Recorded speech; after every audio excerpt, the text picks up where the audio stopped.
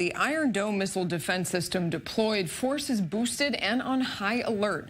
And to understand why, you have to look at the last few days.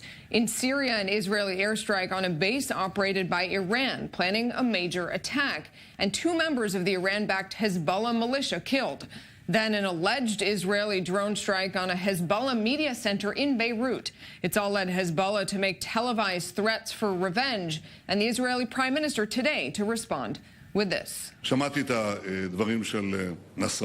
heard what Nasrallah had to say. My advice to him is to relax. He knows perfectly well that Israel can defend itself well and pay back its enemies in kind. I want to tell both him and the state of Lebanon, which is housing his organization, which wants to annihilate us. And I also say to Qassam Soleimani, be careful with what you say, and moreover, be careful with what you do. Our defense correspondent Jonathan Regev spending the day on that Israel-Lebanon border. Jonathan, how's the Israeli military preparing up there?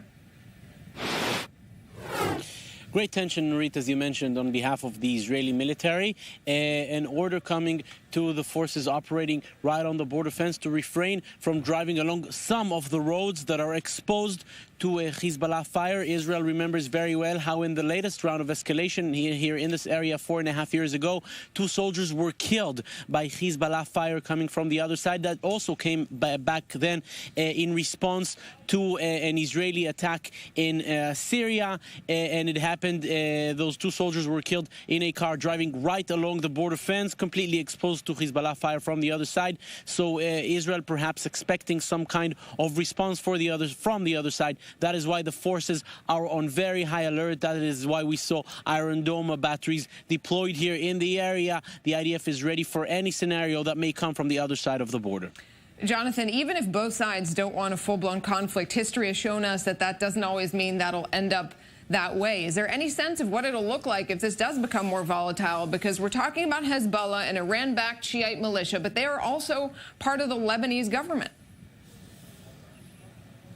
That is true. On one side, they get their orders from Iran, but let's remember, Hezbollah is also a political party, part of the Lebanese parliament, and the Lebanese public clearly does not want a full-on war with Israel. That is perhaps why we heard comments today coming from Hezbollah officials saying we will react to the fact that 2 of their people were killed in this Israeli strike on Syria on Saturday night, but they want to react in a way that will not drag the region, their nation, to war.